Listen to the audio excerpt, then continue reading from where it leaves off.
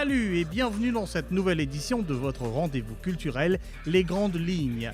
Dans ce numéro, nous retrouvons Floriane Grosset, expatriée mauricienne en Angleterre, et nous poursuivons la conversation autour de son roman illustré ou graphic novel The Chagos Betrayal. Suivez la ligne.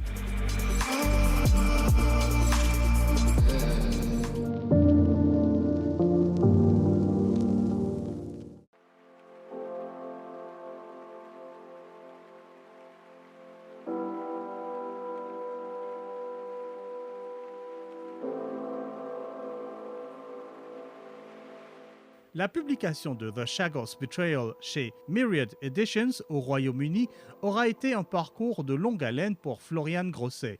Dans cette édition, nous parlons de son processus de réalisation et nous accordons également un peu d'attention sur les autres activités artistiques de Floriane. Dans cette ère où prédomine le numérique, elle reste profondément attachée à l'art réalisé à la main, au papier, au pinceau et à la délicatesse des encres et des aquarelles.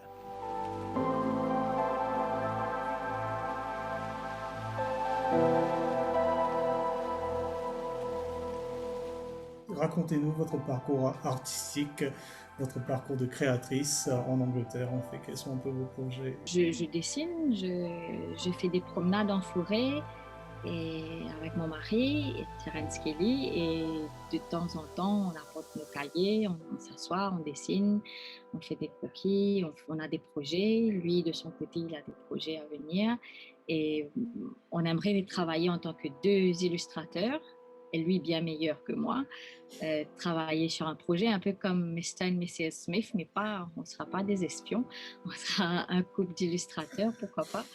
Donc, ce serait sympa dans le pipeline d'avoir un projet à deux en tant que couple.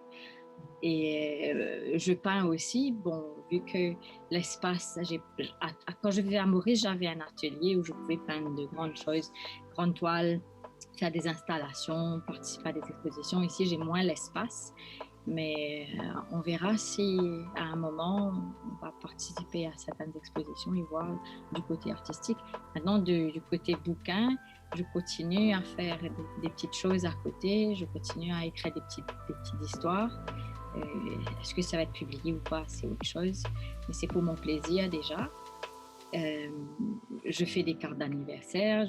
Quand il y a l'anniversaire d'une amie, je vais faire un petit comic strips. Je vais inventer quelque chose. J'ai des commissions comme ça pour créer des cartes, pour créer des petites histoires.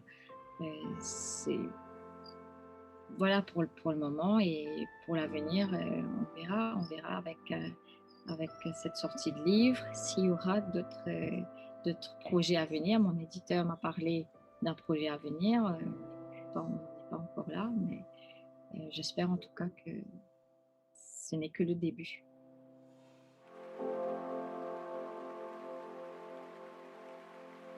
Vous l'auriez appris durant notre dernière émission, cette publication de Floriane Grosset, lancée au mois de juin 2021, met en image l'éviction des habitants des Chagos et l'accaparement britannique de ce territoire mauricien. Depuis sa sortie, le livre aura reçu de nombreuses critiques positives, dont une recommandation du journaliste John Pilger, auteur du documentaire Stealing a Nation sur le même sujet, et aussi une appréciation du poète britannique Benjamin Zephaniah, artiste et militant social.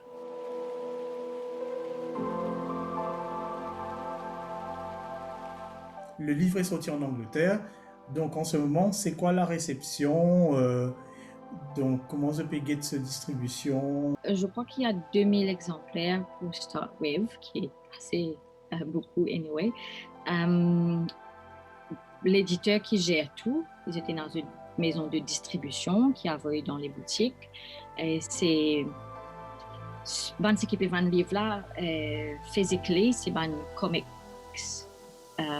shops, comic book shops. Sinon, il y a en ligne, disponible dans tout ban shops de l'Angleterre. Et ce que j'ai compris, c'est qu'il y aura une distribution qui sera faite pour les autres pays, vers les autres pays aussi. Et bon, pas trop rentrer dans le détail. Si tu peux plus s'intéresser avec Maurice, comment vous faites pour envoyer ça à Maurice. Et l'éditeur qui peut prendre tout en charge, moi pas occupe ça côté distribution et vente là. Et mon, mon travail, c'est de promouvoir le social media. Moi, c'est faire tant bien que mal. Moi, un peu old school là aussi, moi, pas trop habitué, mais mon PC fait lui. Et il y a un good response parmi mes contacts mauriciens, mais aussi parmi les Anglais, ceux que je rencontre, qui pratiquent ces histoires-là, pratiquent qui savent chagosien, pas connaissent un sujet britannique, qui l'Angleterre, c'est dégagé, tout ça là. The response, I would say, is quite good. John Pill just said that every school, every library should have it. So I hope that this becomes true. Every school, every child should know what the colonial British government has done and get the sense that there's injustice there, and also have this wish that justice must be done. So that's a hope for the book itself. Maintenant, sur le plan illustration, ben, j'espère que ça va déboucher sur d'autres contrats, d'autres sujets à traiter aussi passionnants et qui peuvent apporter la lumière sur certaines choses. Pourquoi pas, si mon art peut aider dans ce sens-là.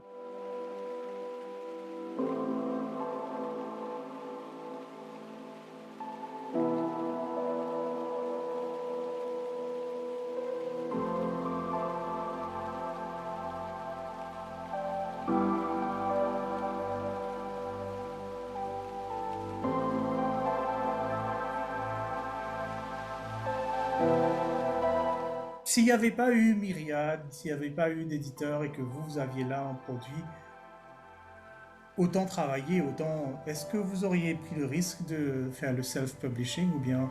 Parce que beaucoup disent le self-publishing, c'est le suicide de... C'est un suicide littéraire, c'est un suicide artistique, Est-ce que vous l'auriez fait ou bien... Je voulais trouver un éditeur mauricien. Je voulais trouver un apport à Maurice d'abord. D'où la démarche avant même d'être approchée par Myriad. J'y avais pensé, self-publish. C'est assez facile avec Amazon, etc., de mettre le produit en ligne. Par contre, le marketing, avoir cette couverture de la presse est plus difficile.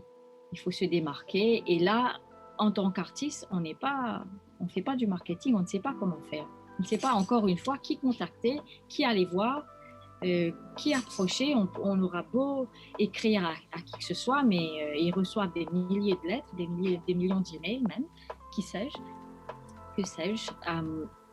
You know, they won't really read everything. So if they've never heard about you, nobody has recommended you, ça va peut-être pas passer. Là, il faut encore plus de chance et moi, j'aime pas trop compter sur la chance. Je compte sur le travail, pas nécessairement sur la chance.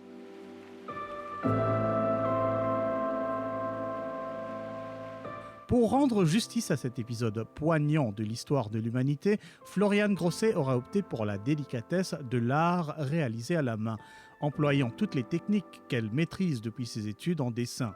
Un travail assidu où se mêle le dur réalisme des faits historiques et les teintes fantaisistes de l'aquarelle et des encres. Le résultat visuel époustouflant donne toute sa dimension dramatique à la souffrance des victimes de cette tragédie humaine s'étalant sur plusieurs générations. Il y a un process toujours finalement très manuel finalement, à l'heure où peut-être beaucoup de monde me pensait, je crois direct, tchac, peine sur écran, etc. Ou content un process systématiquement. Ça touche papier, peinture, il tient pas autant peut-être dans récit gain feeling à un moment-là aussi peut-être. Effectivement, moi, assez old school, le ça là, moi content papier, moi content trouve la peinture, puis aquarelle au papier de l'eau, tout ça là. However, pendant la pandémie, moi j'ai besoin sans ma méthode de travail parce que moi je n'ai pas accès à un high-res scanner. Parce que moi, c'est un scanner normal à la case. qui me servait comme un guide, mais tout y fermé, mais parti n'a aucun accès à scanner, donc on faisait travail plus digital. Donc on faisait faire une partie pen, la main, tout ça là, et puis une partie, on faisait switch to digital, et ça c'est because of COVID, changer ma manière de travail et apprécier un peu plus le travail digital. Donc pour l'instant, on fait les deux. La moins grande un petit guide plus pour digital, but still papier reste papier. La jeune génération, mon collègue, je tout digital, je Procreate, etc., which is fun. Mais on apprend MGI, on apprend dans l'école, on dessine le mirail comme petit, mes enfants étaient là, ils dessinent la tablette, moi je dessine le mirail, l'ardoise, etc. Donc, ça restait.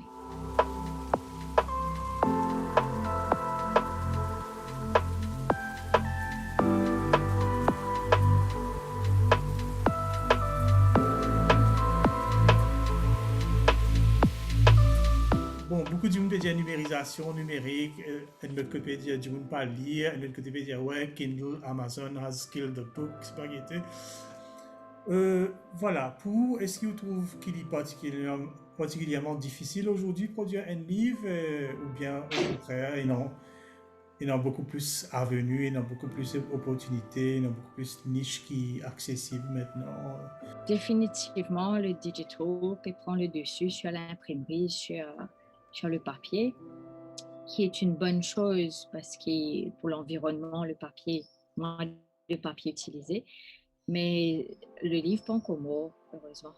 Parce qu'il y a encore un du monde, et même pour les enfants, il y a du monde qui a encore le livre d'enfants, qui est la touche du papier, voir les couleurs, et pas besoin d'ouvrir, aller un ordinateur, aller une session, c'est là.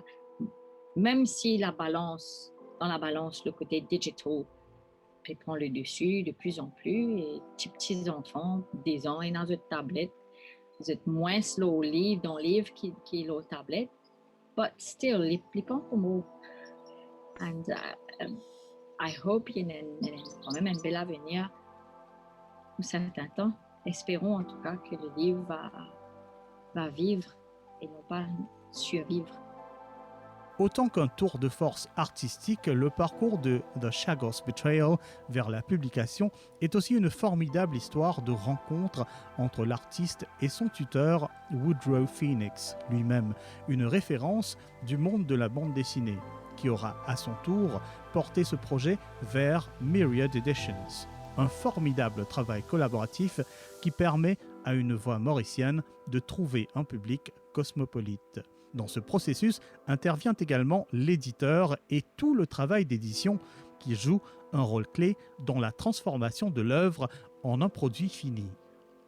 C'est quoi la dynamique qui s'installe, qui éventuellement amène vers un produit fini en fait? De mon expérience, c'est un projet d'étudiant, c'est une partie dans le livre là qui est un dessin très fini. Mais une autre partie, c'était un croquis qui tu peux tout bien amener vers un état fini. Travail là pour faire des clips, voilà, dans l'état qui était maintenant. Et dans mes affaires que je questionnais, je dis moi, est-ce que ça c'est bon de montrer? Est-ce que ça bien rentre un peu plus en détail? Je demandais d'abord, est-ce qu'il me d'accord pour changer ça ou pas? Et si me trouvais, je peux make a point.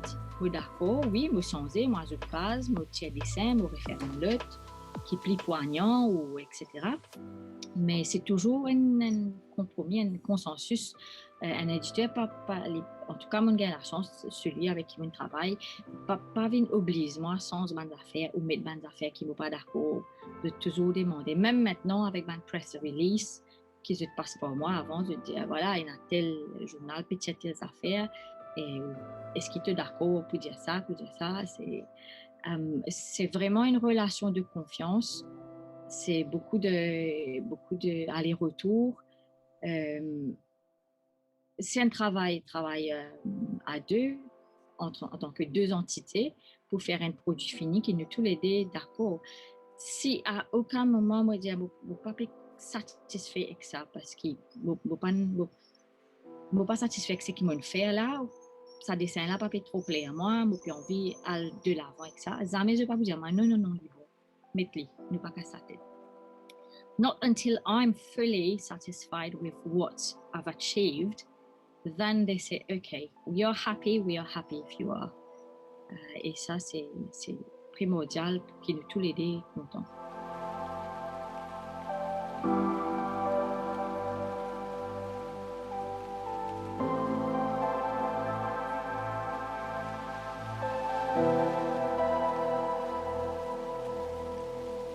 Se frayer un chemin, est-ce que c'est quand même plus facile là-bas parce que les avenues existent ou bien finalement, où qu'on soit sur Terre, c'est un parcours de combattant et c'est une question de providence, je ne sais pas. Il y a un peu de tout. Il y a un parcours de combattant partout où on vit, de toutes les façons. Il faut traverser plein de rivières. C'est comme ça, que ce soit le domaine, quel que soit le domaine. C'est vrai que étant en Angleterre, il y a beaucoup plus d'opportunités. Déjà, de trouver un éditeur, ou même qu'un éditeur me trouve et accepte de publier quelque chose avec un titre qui dérange, je lance un appel aux collaborateurs maison d'édition à Maurice pour faire imprimer ce livre-là et le rendre accessible à un public mauricien, parce que pour le moment, c'est difficile que pour un Mauricien d'acheter en ligne, de payer la poste pour pouvoir... donc, si on avait une façon de faire imprimer localement et le rendre moins cher, plus accessible, ça aurait été bien. Donc, ça reste définitivement plus avantageux d'être en Europe, même si on a Brexit, on n'est pas vraiment l'Europe, mais la proximité du moins, la proximité. Donc, j'ai été au salon à Bologne en 2018, chose que j'aurais peut-être pas pu faire si j'étais à Maurice. Donc, rencontrer d'autres éditeurs là-bas à l'époque, avoir des opportunités, des conversations. En tant qu'illustrateur, c'est vrai qu'il y a beaucoup plus de demandes. Et c'est aussi une question, le pays est plus grand. Et ben, j'espère qu'à Maurice, il y aura quand même pas mal d'opportunités pour les illustrateurs, parce qu'il y en a de très très bons à Maurice aussi. Je pense à Lavalning, qui est excellent, mais qui quand même, lui, il se porte très bien au niveau de la BD. Il y en a d'autres j'en connais, moi, des petits dessinateurs qui, voilà, dans le coin de la case, qui dessinent de façon excellente. C'est un petit coup de pouce. Et le coup de pouce, c'est vrai qu'on en a besoin. Ne pas trop croire dans luck, because I'm not that lucky myself, but I have been this time.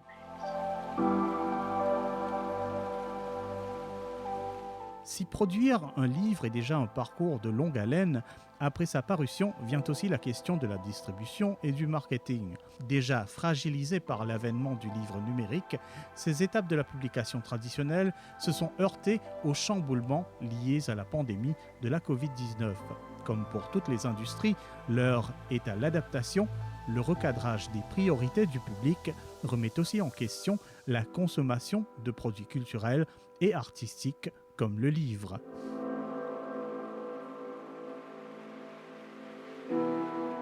Est-ce qu'il y a un impact de la COVID-19 sur la production artistique, sur le marché artistique? La pandémie nous a fait réaliser que l'essentiel, c'est de survivre.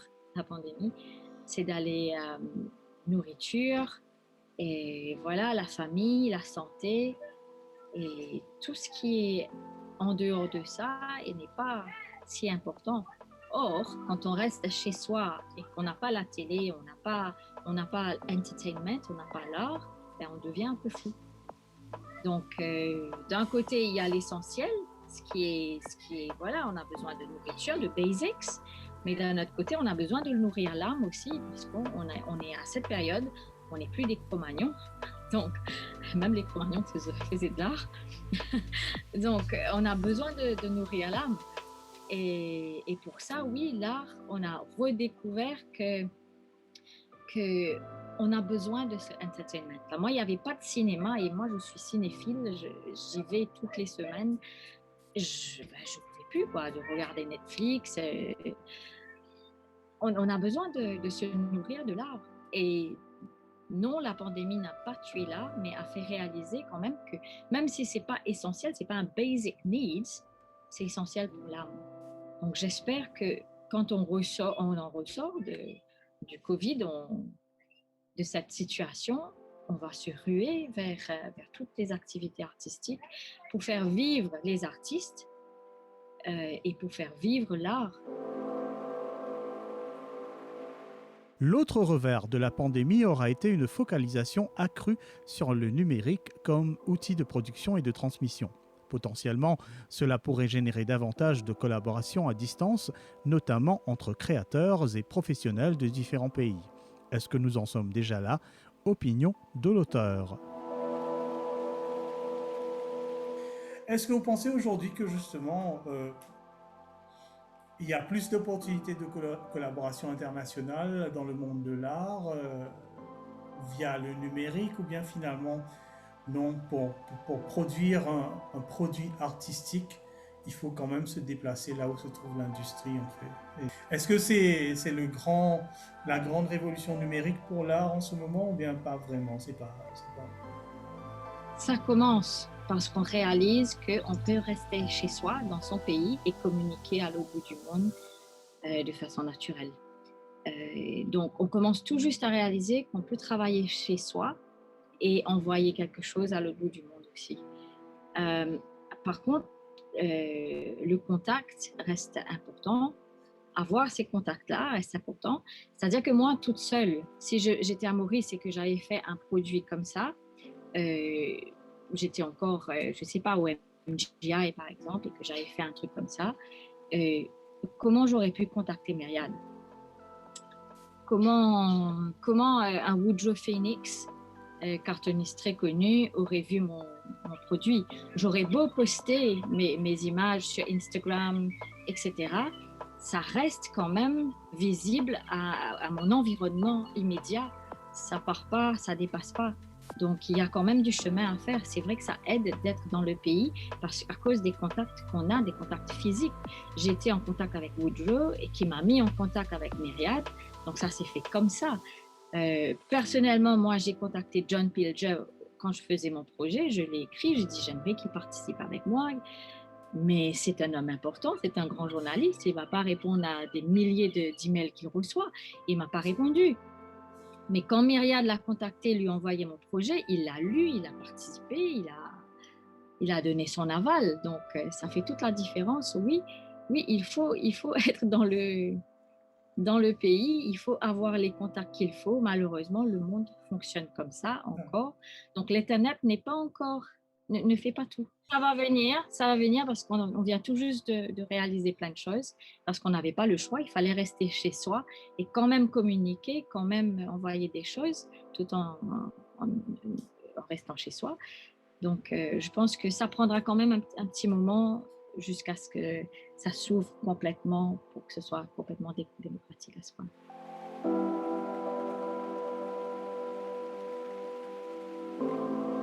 Point final à cette émission, Floriane Grosset, graphiste et artiste mauricienne en terre anglaise, poursuit sa traversée. Vous pouvez suivre les autres activités artistiques de Floriane Grosset sur son compte Instagram. Voici les détails.